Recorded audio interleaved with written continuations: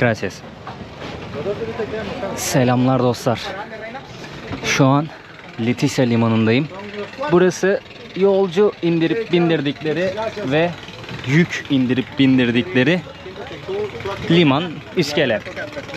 Şimdi yolculuk vakti. Porto Nariño isminde bir kasabaya gideceğim. Bu botla gideceğiz. Hızlı bot sanırım bu. Yaklaşık 2 saat sürecekmiş. Kafayı çarptım. Şöyle arkaya doğru geçelim. Gracias señor. Gracias. Dayının yanına oturalım. ¿Cómo estás señor? Bien, bien. José Pablo. Mi nombre es Burak. Burak. Burak, sí. ¿De qué país? Turquía. Turquía. De Corinto, Cauca. Corinto, Corinto, Cauca. ¿Es pueblito? Es de Bogotá, 6 horas al Popayán. De Popayán, 15 minutos al Corinto. Problema de muchos zona roja. Muchos problemas de visito, de guerrilleros, paracos y como rastojeros. Birazdan hareket edeceğiz. 2 saat olduğunu söylediler. Planımda olmayan bir yere gidiyorum. Porto Nariño güzel bir yerleşim yeri. Motor yok, taşıt yok, araba yok. Tamamen huzur dolu güzel bir yer dediler. Ben de merak ettim. O yüzden biletimi aldım. 40.000 peso. Ne kadar yapıyor? Yaklaşık 10 dolar civarı bir şey yapıyor. Şimdi yola çıkacağız. Dediğim gibi burası Leticia'nın limanı. Liman dememin sebebi hem yük indirip bindiriyorlar. Aynı zamanda yolcular da buraya geliyor. Göçmen bürosu da burada hemen ileride. Leticia'ya geldiğim videoyu hatırlayanlar nereden ülkeye giriş yaptığım göçmen bürosunu hatırlayacaktır. Şu an Amazonların Kolombiya bölgesindeyim bu arada. Onu da belirteyim dostlar. Umarım herkesin keyfi ve sağlığı yerindedir. Bayağı kalabalık bir bot.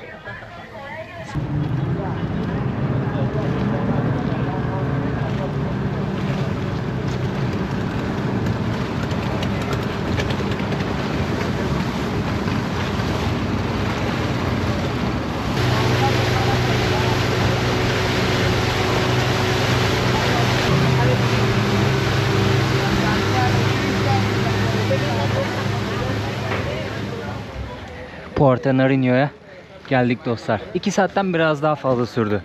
Nehrin üzerinde bazı yerleşim yerleri var, köyler var. Oralarda da duruyor. İnecek olanlar, binecek olanlar inip biniyorlar. Hola, buenos días. Muchas gracias, señor.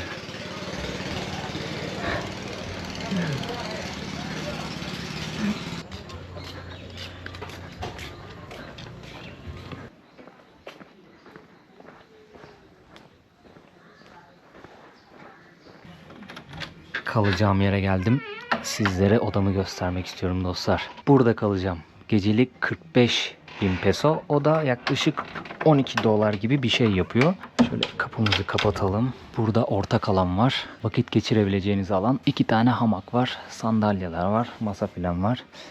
Diğer tarafta diğer odalar var. Burada tuvalet, banyo var. Ayakkabılarınızı çıkartıyorsunuz. Öyle geliyorsunuz buraya. Burası ekolojik bir köy. O yüzden burada konaklayacağınız yerlerde biraz daha ekolojik alanlar oluyor. Burası da hostelin giriş kısmı. Şöyle göstereyim sizlere. Sahibi bu abla. Minnak buzlara bakın. Parmağım kadar. Bunlar biraz daha sararsın, olgunlaşsın. Bal gibi oluyorlar. Bal gibi. Bahçede burası. Şöyle göstereyim sizlere. Kolombiya'da özel bir yere geldik dostlar. Porto Nariño, Kolombiya'da ekolojik hayatın, sürdürülebilir doğal yaşamın olduğu yerlerden bir tanesi. Hostelimin adı Paraíso Ayahuasca Hotel. Hostel olarak geçiyor. Hem özel odalar var hem paylaşımlı odalar var. Ben paylaşımlı odalarda kalacağım. Aha da dışarıdan görüntüsü böyle. Videonun başında bahsettim diye hatırlıyorum ama tekrardan söyleyeyim. Burada motorlu hiçbir taşıt kullanamıyorsunuz. Hatta bisiklet kullanımı da yasakmış burada. Sadece yürüyerek her yere gidebiliyorsunuz. Zaten ufacık bir yer. Ama şöyle bir durum var. Çevrede birkaç yerli kabilesi var. Onları ziyaret etmek istiyorsanız yürümeniz gerekiyor. Başka hiçbir şansınız yok. Yani hiçbir şekilde motorlu taşıt burada bulunmuyor. O açıdan Kolombiya'da özel yerlerden bir tanesi burası. Bunlar olgunlaşınca gayet lezzetli oluyorlar. Böyle kesiyorlar bunları, içindeki suyu içiyorlar. ekolojik yaşamı, sürdürülebilir doğal yaşamı burada devam ettirmeye çalışıyorlar ellerinden geldiğince. O yüzden su kullanımına, plastik kullanımına vesaire bu tarz şeylere çok dikkat ediyorlar. Yani tamamen doğadan öğrenip o şekilde yaşamaya çalışıyorlar. Bu gayet güzel bir şey. Bunu merak ettiğim için geldim aslında buraya. Yaklaşık 1000 küsür nüfuslu bir köy burası. Ben başta kasaba demiştim ama köy olarak geçiyormuş. Ne yaptın? Mıncırayım mı seni? Orada ufak bir tienda yani bakkal var. Hiç aklımda yokken bir öneri üzerine burayı araştırdım. Hoşuma da gitti mantık. O yüzden gelip görmek istedim. Şu heykeli göstermek istiyorum size. Pembe Yunus kafası, insan bedeni ve vücudunda 2 tane hatta aynen yok 2 tane yılan, bir tane de balık var. Hatta ayakta da bir Yunus var sanırım. Evet.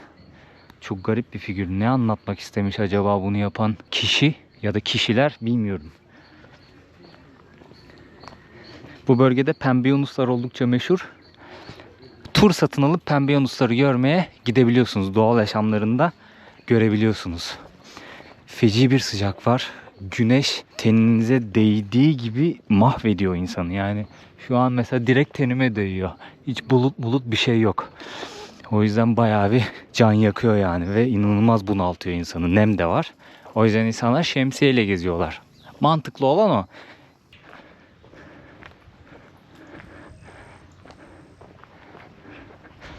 Şunu da göstereceğim size. Maymun ayakta, elinde muz var, kuyruğuyla dala tutunmuş. Çok güzel yapmış kim yaptıysa. Sokaklar çok güzel. Yani mahalleler çok tatlı gözüküyor. Şurada harita var. Haritada göstermek istiyorum sizlere nerede olduğumuzu. Burası Amazon Nehri. Pembe yunuslar. Bu Nau isminde bir balık türü. Çara dedikleri papağan sanırım bu ama farklı türde bir papağan ya da başka tür bir kuş da olabilir. Papağana benzetiyor da olabilirim. Burada kelebek var. Burada mü isminde farklı bir kuş türü var. Puerto Nariño bu kadar. Tüm sokakları, caddeleri burada. Burası da bu bölgedeki en önemli lokasyon. Tarapoto Gölü. Tarapoto Gölü'ne pirana avlamaya gidiyorlar. Ay maşallah, uzay istasyonunda mı iletişime geçeceksiniz? O nasıl bir şey ya?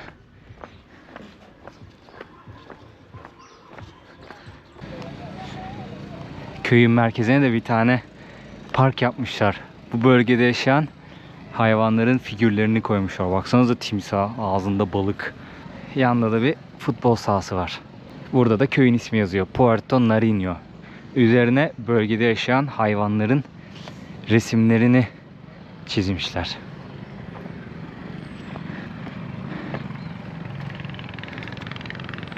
Köyün ana gelir kaynağı balıkçılık ve şu an ekoturizm olduğu için turizmden de para kazanıyorlar. İki gelir tipi var. Tabii bu bölgede doğal olarak tarım da yaygın. Bazı sebzeler, meyveler yetiştiriliyor. Yöre halkı onlarla besleniyor. Belki başka köylere, kasabalara da satıyorlardır.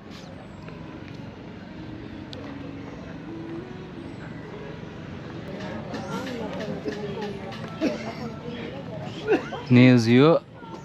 Cuidemos a Moe Gucci. Çok zor bir kelimeymiş. Onu telaffuz edemedim ya. Burada yemek yiyebiliriz. Bir şeyler satıyorlar. Mangal kokuları geliyor. Cızbız yapıyorlar.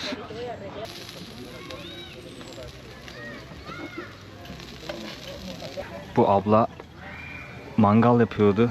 Gelip balık var mı diye sordum ama maalesef balık yokmuş. Sadece tavuk varmış. Ben de böyle bir tabak aldım.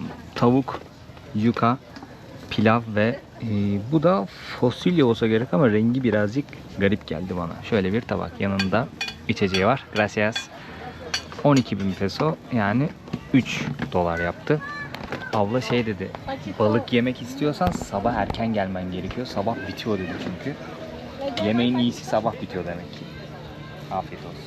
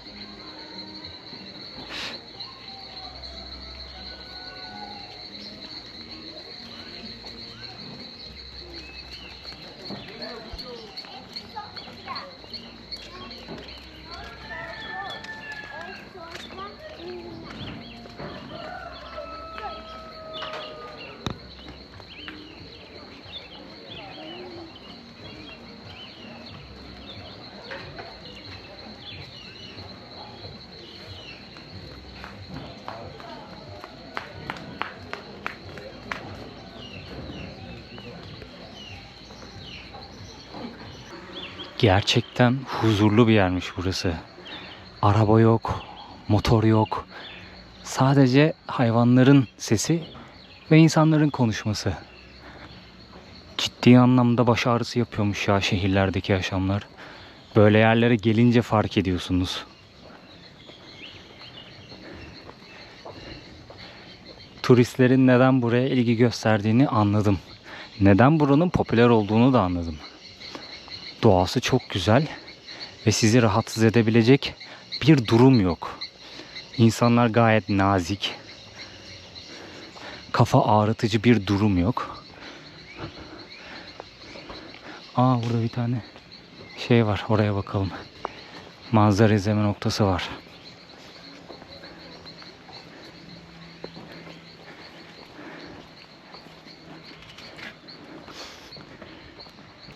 Çevrede yaşayan birkaç tane yerli kabilesi var. Onu öğrendim. Ama tamamıyla turistik aktivite yapan yerli kabileleriymiş. Yani şöyle açıklayayım ben size.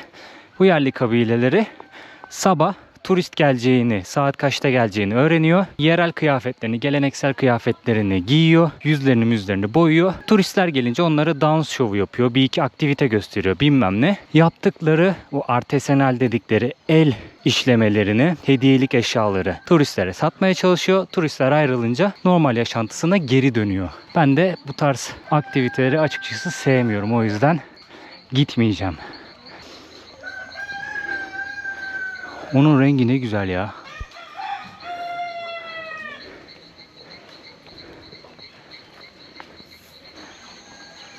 Bu arada bu istikamette alabildiğine giderseniz yağmur ormanlarının derinliklerine dalıyorsunuz. Yani belli bir yere kadar gidiş var. Mesela yolu görüyorsunuz değil mi? Belli bir yere kadar gidiyor. Ondan sonra yol kesiliyor. Sonra gitmeniz yasaktır belki. O konuda çok emin değilim ama yasak olmasa bile çok önerilmiyor. Çünkü yağmur ormanlarının içinde ne tür hayvanlar olduğunu bilemezsiniz. Bir. İkincisi yolunuzu bulamazsınız. Patika diye bir şey yok. Elinde maçeteyle yol açıyor buradaki yerliler.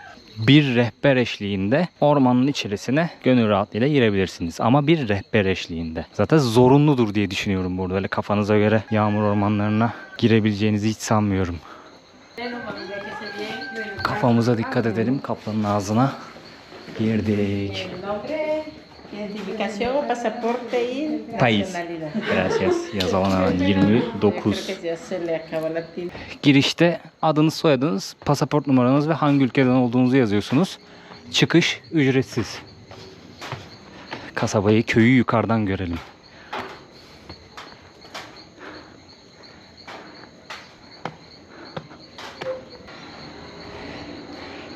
Önce yağmur ormanlarının bulunduğu kısmı göstereyim sizlere. Bakın kasaba, köy daha doğrusu buraya kadar uzanıyor. Daha sonrası Amazon yağmur ormanları. Oranın derinliklerinde yerli kabileler yaşıyor. Bazıları dediğim gibi işi turizme dökmüş. Ama bazıları ciddi anlamda geleneksel yaşantıyı sürdürüyor ve ulaşılması güç. Günlerce yolculuk yapmanız gerekiyor. Bilen biriyle gitmeniz gerekiyor. Veyahut da hiç ulaşamayacağınız yerler. Kimlerin nerede yaşadığı tam olarak bilinmiyor Amazonlarda.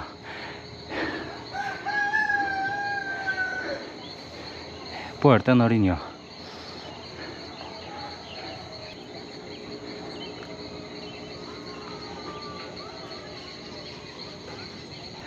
Burası iskele. Geldiğinizde bu taraftan geliyorsunuz. Leticia şu tarafta kalıyor. Geliyorsunuz. Burada iniyorsunuz. Amazon Nehri böyle uzanıyor. Önceden Amazon Nehri ile Puerto Nariño arasında böyle bir adacık varmış. Ve aradan farklı bir nehir geçiyormuş. Daha sonrasında Amazon Nehri adacığı yutuyor. Nehri de yutuyor. Kendi bünyesine katıyor. Yani tekneyle geldiğiniz zaman burası kolay kolay gözükmüyormuş. Ama tabii kaç yıl öncesi bilmiyorum. Hosteldeki çocuk anlatmıştı bana. Hostelin sahibi çocuk anlatmıştı. Leticia'daki. Buradan devam edince Peru Amazonlarına gidiyorsunuz ki aslında bu karşı kıyı Peru Amazonları. Yani aslında şuraya bir yere bir çizgi çekin Amazon Nehri'nin üstüne. Bu tarafı Kolombiya, diğer tarafı Peru. Ta ileriye kadar Leticia'ya kadar uzanıyor. Leticia, Santa Rosa, Tabatinga'nın olduğu yerde Brezilya, Peru, Kolombiya sınırı. Yani 3 ülkenin Amazonlar üzerindeki sınırı. Yerlilerin evleri de bu şekilde. Tahtalarla iskeleti oluşturuyorlar. Üstüne palmiye yaprağı koyuyorlar ki palmiye yaprağı yağmuru tutsun. Gerçekten sağlam bir yağmur koruyucu palmiye yaprağı. Bunu bizzat birebir deneyimlemiş biri olarak söylüyorum.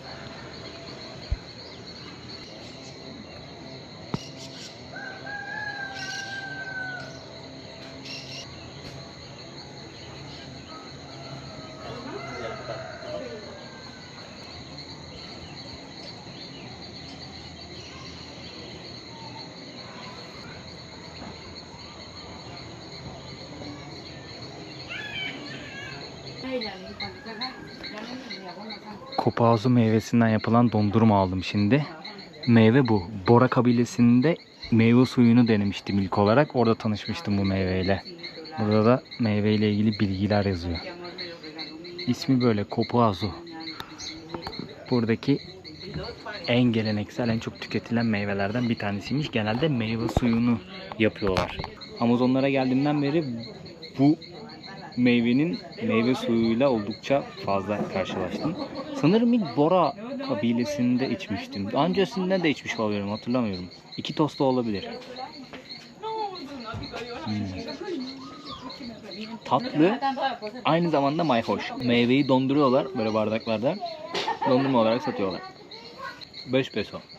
5000 peso yani. 1 dolardan biraz fazla.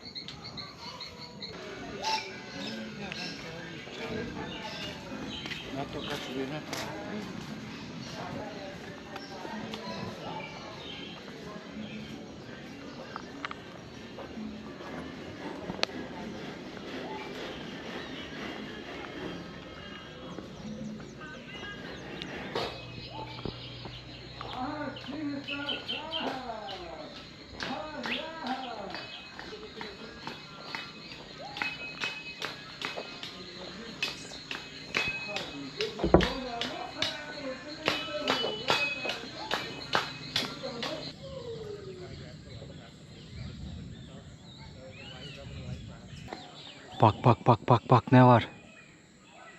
Görüyor musunuz bak? Beyefendi gibi dalın üstünde nasıl duruyor? İşte bunları yakalıyorlar. Yiyorlar bunları. Iquitos pazarında, o Belen pazarında gördüğümüz bunlar. Kertenkele. Maşallah kocaman ha. Yakışıklı. Yanaş buraya gel.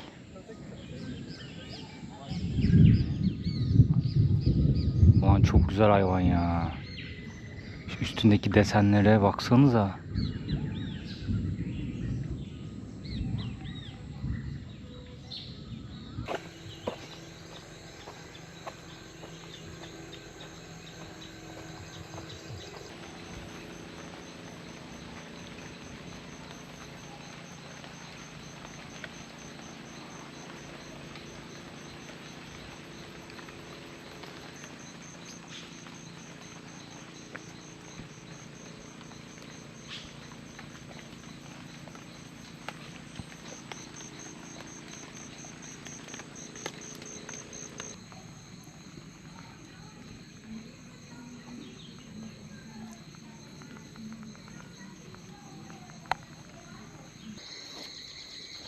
Köyün hemen dışında bir tane mezarlık var. Mezarlığın arkasında da evler var.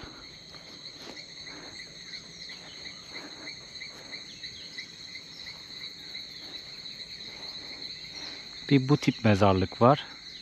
Bu tip mezarlık var. Bir de böyle haç dikip yere gömdükleri bir tip mezarlık var. Amazon Nehri seviyesindeki evleri genelde birkaç metre yukarıya inşa ediyorlar. Bunun sebebini Amazonlara geldiğimizden beri söylüyorum. Çünkü nehir alçalıyor, yükseliyor. Şu an alçak sezon. Ama çok kısa bir süre sonra nehrin yükseleceğini söylüyorlar. Yani bu evlerin hepsi nehir seviyesine gelecek. Yani nehir şu seviyeye kadar ulaşacak. Şu an bulunduğumuz bu seviyeye kadar ulaşacak nehir. Bu sebeple Amazonlardaki evlerin çok büyük bir kısmı, o ne kokluyor lan? Tiner mi çekiyor? Ne yapıyor ya o? Ne diyordum? Ha. Nehir seviyesi yükseldiğinde evlerin hepsi su seviyesinde olacak. Bundan bahsediyordum galiba. Dikkatimi dağıttı çocuk.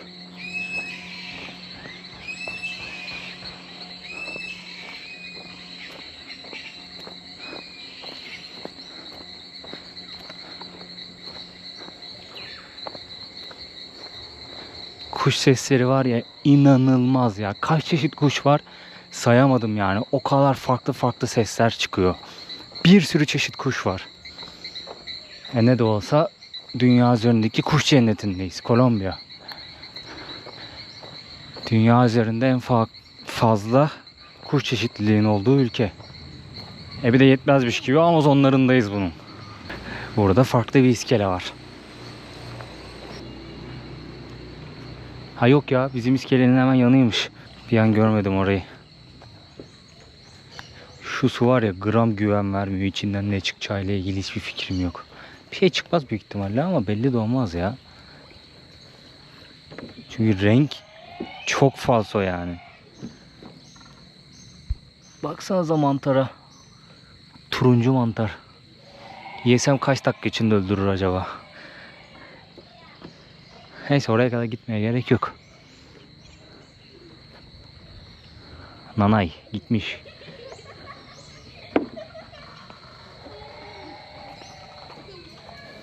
Çocuk nasıl bir ses çıkarıyor vay arkadaş. Mutant mısın? Be kuzum. Garip garip sesler çıkartıyor çocuk. Evrim geçiriyor. Ya şunu da yapmayın işte ya. Yani İnanılmaz pis. İnanılmaz pis. Anlatamam size yani. Gram önemsemiyorlar temizliği. Ta 2 tosttan beri geziyoruz Amazonlarda. Her yer leş gibi. Leş.